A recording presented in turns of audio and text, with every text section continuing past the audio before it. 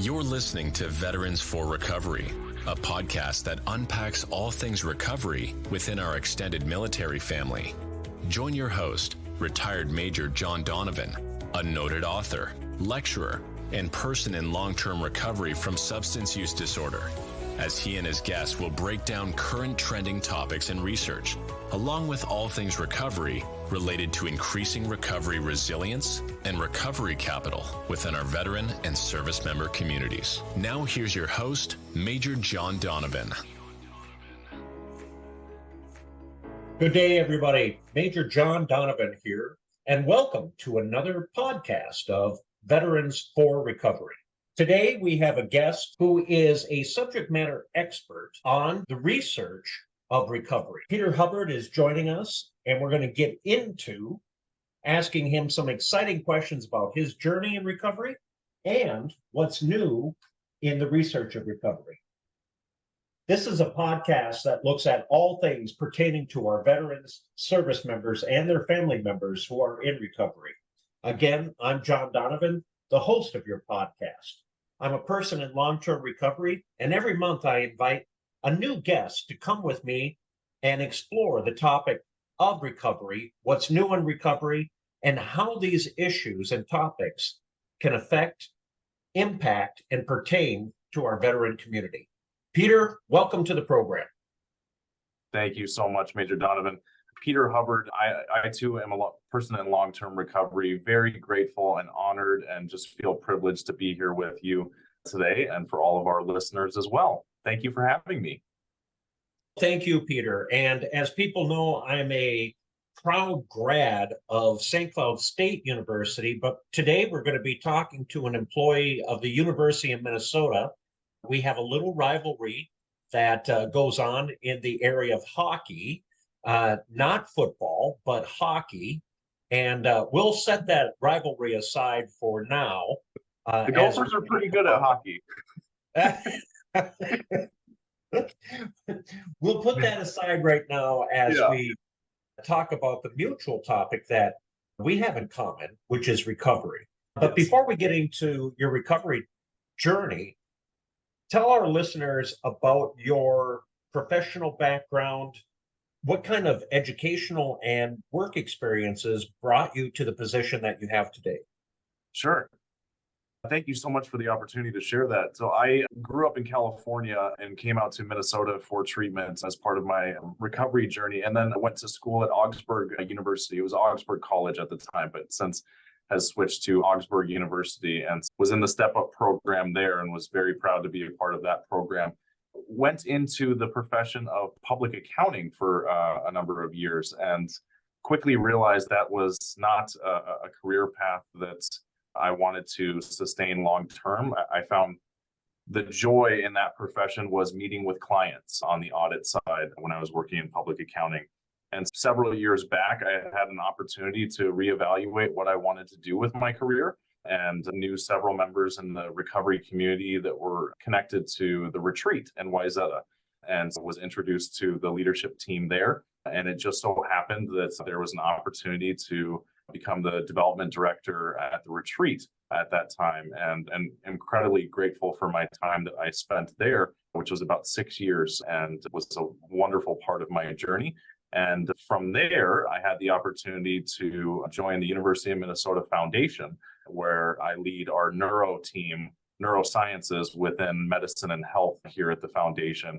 And within that is one of our main priorities is mental health and addiction. And I have the fortunate opportunity to lead the philanthropic efforts for mental health and addiction here at the University of Minnesota. And that's just one piece of our neuro team. If you think of it this way, a neuro focuses on all things brain related. And that's where the research and the clinical piece related to mental health and addiction fall within my scope. Wow, that is an amazing background. From California to recovery, from recovery to the retreat, and then from the retreat to the prestigious University of Minnesota. Let's take a look a little bit at your recovery journey. One of the things that we have in common is that we both came into recovery very young. I was 15 years old and you were in your late teens, if memory serves me. 17. Yeah. 17. Could you tell us a little bit about that? What brought you to that alcoholic moment of clarity, that epiphany that you have a problem? And then what brought you to Minnesota for recovery? Absolutely. I'll steal a line from you, John, that I too was born at a very early age and had a wonderful childhood. My parents are remarkable human beings and gave me any and all opportunities to just enjoy life and experience things that otherwise I probably wouldn't have been able to. And so they just gave me a wonderful childhood. It was at about age 13, I started experimenting with weed and alcohol.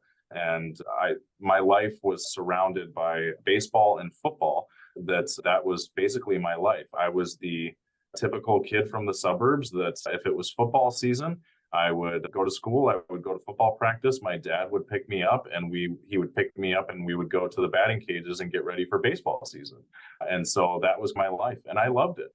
So I had played around with substances at about 13, but it wasn't until 14 that I was introduced to Oxycontin, which was quickly my substance of choice. Opiates were a favorite of mine, but I was also the garbage can, as I describe it. I was addicted to the state of intoxication. It was anything I could get my hands on. And so my girlfriend at the time in high school, her older brother introduced us to Oxycontin. And at that time, we experimented with an 80 milligram tablet. And between the two of us, a quarter of that tablet would get us both high. And we told each other that we were only going to do it on the weekends. We weren't going to do it during school, before school, or anything like that. That quickly changed. The priorities quickly shifted. At that time, an 80 milligram tablet of Oxycontin was $60 a pill. I didn't have a way to pay for that habit. And so I wrote checks from my dad's checking account and paid for my habit that way. And the decline was very quick. It wasn't long before that I was experimenting with cocaine and methamphetamines and ecstasy, basically anything I could get my hands on. I was in an environment in California where it was easier for me to get my hands on drugs than it was to get my hands on alcohol. While there was plenty of alcohol, it was really just a matter of what was going to make me allow me to escape and feel different. And I was never really able to put a pinpoint on why I wanted to feel different. I just knew that something about me was wired a little differently. So I basically went on what I called a 2-year crash course, 2 to 3 year crash course, where things got just progressively worse and worse. And I've had folks in the program approach me and ask, Peter, how could it have gotten so bad that at 17 you made the decision that it needed to come to an end? And I'm sure you can resonate with that, John, that it really did get that bad. I had totaled every car that I had ever driven. I had been in the hospital multiple times, arrested, and life had just become so unmanageable and dangerous as well. The relationships were threatening my family and all sorts of things just got very ugly real quick. It was some series of events towards the end there that I won't dive into because it's not terribly beneficial, but I was able to exit my body at certain moments and look at myself and say, wow, this has really gotten to a point where this disease has taken control of you and you're not the Peter that you once knew. I was wearing a mask for a number of years. And finally, my parents at 17 realized what was going on. And no parent is ever prepared for what happens when they realize that their son or daughter is an addict or an alcoholic. And they did the best that they could to help during this situation. And I initially told them that I was just doing painkillers and it was for football and sports. Quickly, my dad went online and checked his online banking and realized that close to $100,000 had been taken from him to support my habit over the years. And it was quickly realized that this was a bigger problem than we knew. And so they contacted a specialist, a chemical dependency specialist in Redwood City, California. And my mom and I went there one day. My dad was working. I think it was also difficult for him just to deal with the situation. But we went and met with this doctor, and I was so numb to all of the emotion because of the substances that I was taking. But my mom is sitting there just weeping, and the doctor is telling her, your son's 17. If he continues what he's doing, he's going to die. He's not going to live to see 18 years old. And you're basically just putting Band-Aids on the problem. He will die. And again, I'm thinking, okay, what's the big deal? This can't be that serious. The doctor had mentioned Alcoholics Anonymous, and what I knew of Alcoholics Anonymous at that point was what I had seen in movies: folding chairs, coffee, dark basements. I didn't know the beauty of the community that could be embraced with Alcoholics Anonymous. And so I think I shrugged it off and said, oh no, I'm not going to label myself as an alcoholic. That's ridiculous. And then he shared that there's this place in Minnesota that you can go to. It's called Hazelden. It's for young adults. So it was Hazelden, Plymouth, that I went to. And as we were leaving, my mom just stopped before we got in the car and she said, what do you think? And again, it had gotten so bad that I just stopped and I said, let's do it. And so I was a very unique case, I want to say, where I was an opiate addict. I was, among other things, I was close to death several times, but I had reached a point in my life at 17 where I had consciously made the decision that it was time to go to treatment. Many of the folks that I was in treatment with, they were either court ordered or their parents had forced them to be there. And it was interesting, when I was in treatment, that angered me because I was so motivated to turn my life around and to get this second chance at life that I wanted everyone else to feel that as well.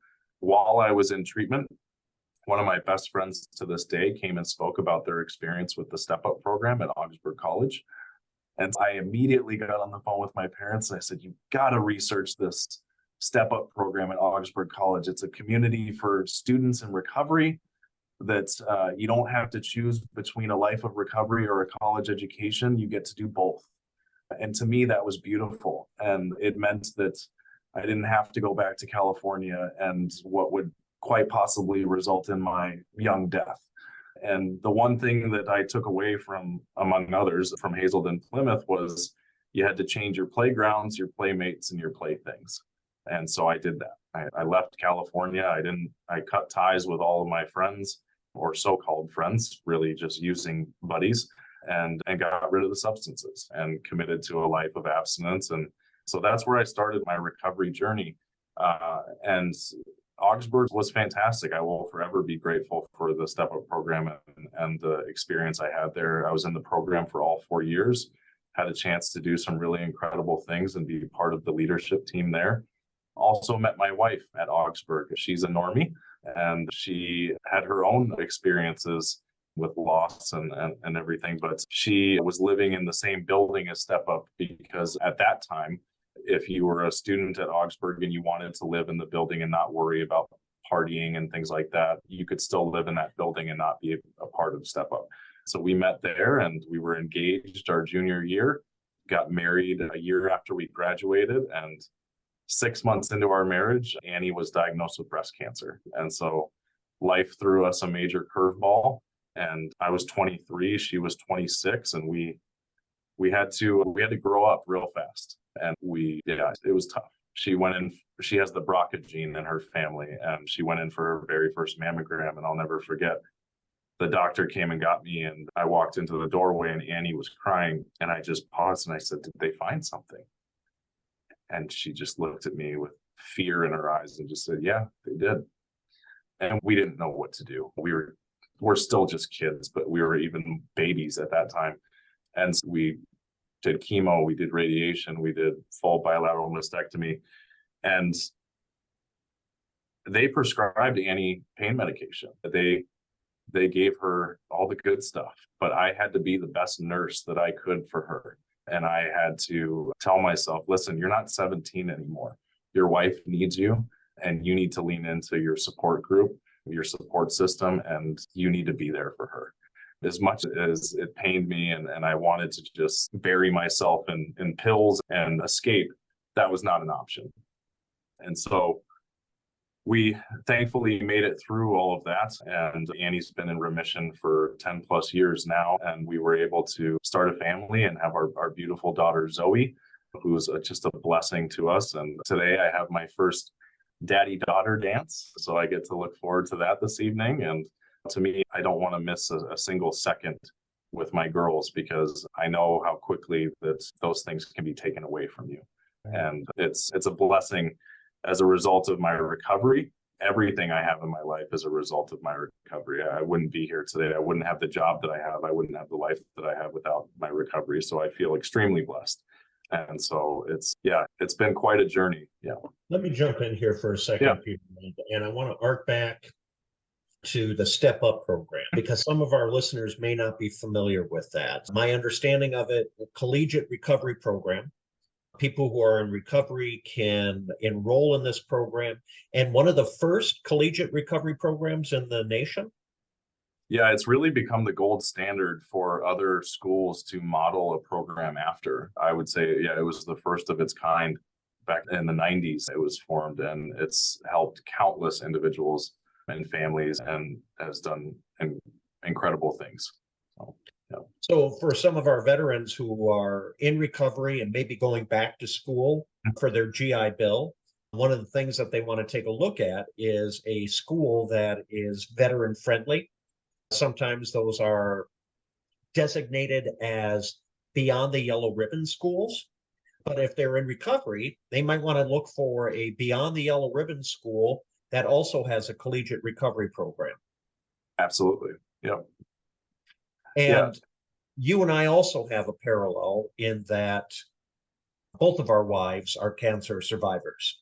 Your wife from breast cancer, my wife from kidney cancer. And it was shocking, rocking to me because having served over in Iraq and 2 tours and breathing in the stuff that we breathed in with the burn pits and the other chemicals that were just present in the soil and the dust and the dirt. I always just thought that if anybody in our family was going to get sick, it was going to be me. And I had to get real tight with my recovery community like you did when you found out that your wife had cancer. And then I imagine being nursemaid and looking at the medications that she was taking, potentially helping her with those medications, that could have been a trigger for you. And yet you came through it, maintaining your sobriety, maintaining your recovery. What was that like? And what was instrumental or pivotal for you that? Yeah, it wasn't easy. That was a very difficult time for me. I should also mention that I have epilepsy, and the neurologists that I see believe that it's stress induced and also caused by sleep deprivation. And so the same week that Annie was diagnosed, I experienced having a seizure, and it got progressively worse for the next several years until we were able to finally, knock on wood, get it under control. But the experience you go through, and as a loved one, you're powerless to what your wife is experiencing because you just want to reach in and take it all away. You want to make it all better, but you can't. And all I could do was love her and be there for her when she was having a tough day and her hair was falling out, just be there for her. And so I did my very best to take things off of her plate so that she wouldn't have to worry about me. So we learned early on in our marriage that we couldn't necessarily be each other's outlets. We needed that community of support. We needed those folks that we could go to be our outlets to talk to. And that way it alleviated some pressure from her that while she was going through this illness, she didn't have to worry about her husband, her best friend that was struggling. She knew that I was going to be okay because I had those outlets. I had those people that I could talk to. Yeah, that is so incredible. And congratulations to both of you. Thank you. On her recovery journey as a cancer survivor, your recovery journey, and then through this all the blessing of your daughter and getting to go to your first daddy-daughter dance. How cool is that? It's pretty special. Yeah, she's got me wrapped around her finger as she should. Yeah, absolutely. So cool. Hey, Peter, in the remaining time that we have, I'd like to unpackage a little bit then about some of this research that the University of Minnesota is doing in regard to addiction. Could you fill us in on that? Sure. So it's interesting. Throughout my life, throughout my career, I've been able to see the different resources that we have for folks in recovery. I've been exposed to a lot of them. At 17, I went to Hazelden, Plymouth, then on to Augsburg College Step Up program as a student in recovery. And then I was fortunate enough to work at the retreat and see the incredible work that's being done there. And so I've seen all these different resources, and I will be the first to tell you that we will always need every single one of those resources. But it's not until I came to the University of Minnesota that I learned about the incredible research that's being done and the way they look at the disease of addiction as not a moral failing, but a biological failing. The University of Minnesota has some of the most advanced, the world's best imaging here on campus, where we can look at the brain more closely and identify that this truly is a biological disease.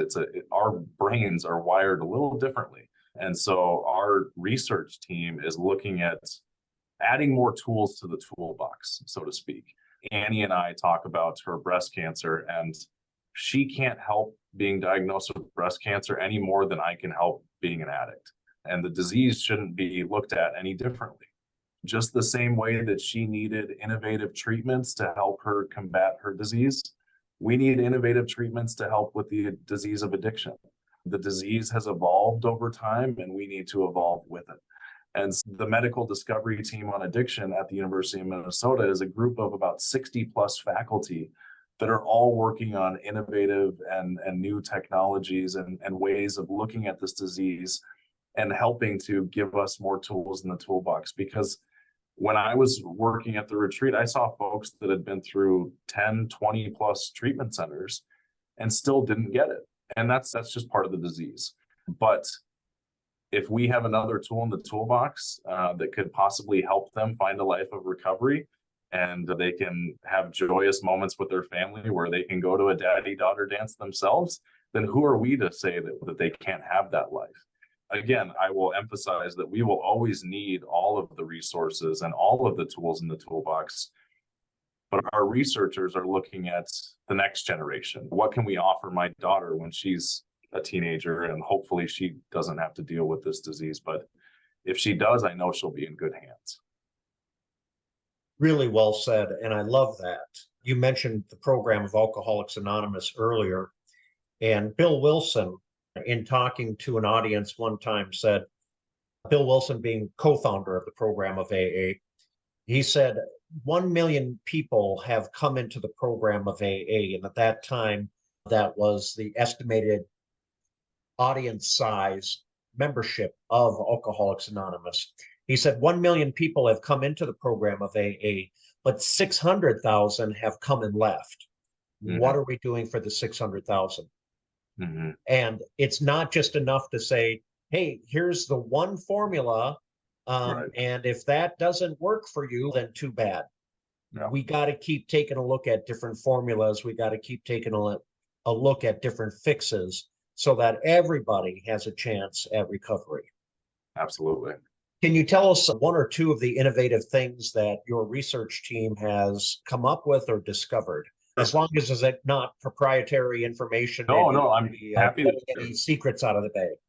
Yeah, I'm happy to share. One in particular that is very exciting, Jasmine Kamchong and Kelvin Lim, part of our medical discovery team on addiction, they have developed a technology that provides neurostimulation. And I know what people might be thinking, that neurostimulation is what they see in movies where it's electric shock therapy.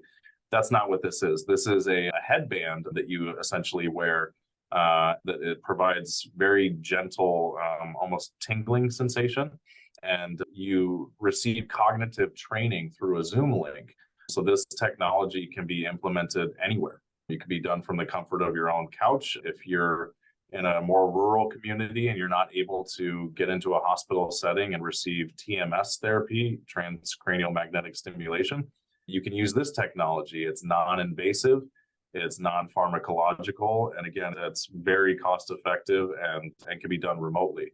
And what they've been able to do by stimulating the decision-making area of your brain and by using cognitive training, is they have shown through their data that 90% of the people that use this cognitive training and this neurostimulation remain abstinent. And they focus their study on folks that are 1 month outside of treatment. And we know that from our experience, that first month outside of treatment is the most vulnerable. And so it's pretty remarkable to see the progress that's been done with that work. And again, it's another tool in the toolbox. We're not advocating that this be a supplement for Alcoholics Anonymous. We're advocating that this just be another tool that folks can use in addition to your recovery program, your recovery community, going to those meetings, having a sponsor, whatever works for you, because the ultimate goal that we all want to achieve is having more folks find a life in recovery. Said indeed, long-term recovery with the goal being a productive, healthy, happy lifestyle. Absolutely. And we know that life is going to throw us curves. People are going to get sick in our lives. But if we can put somebody on the path of recovery with as many tools as possible to them to ensure their long-term recovery, then we have done a great thing. Peter, real quickly in the last minute that we have here, tell folks how they can get in touch with your program, learn more about it, or even support it if they are so inclined. Absolutely. Folks can certainly reach out to me directly. I'm happy to provide my information. You can go to the University of Minnesota Medical Discovery Team on Addiction website. They have their own dedicated website that not only talks about Jasmine and Kelvin's project, but countless others. As I mentioned, we have 60 plus faculty that are all working on ideas that are just as exciting as Jasmine and Kelvin's. One in particular is helping with naloxone and folks with overdose. That's just one other example of folks working on projects that could save lives. I would encourage folks to visit the website. And if you are so inclined to support it with philanthropy, that really helps, because most of these researchers, they receive grants through the NIH. But in order for them to get to that point where they can submit those grants, they need to collect their data first. And so the philanthropy piece that I am responsible for helps provide that bridge funding, that seed funding to get that project underway for a little while so that they can collect that data and then submit that to the NIH, hopefully resulting in a multi-million-dollar grant. Incredible stuff. And what an incredible guest we've had today, ladies and gentlemen, and Peter Hubbard.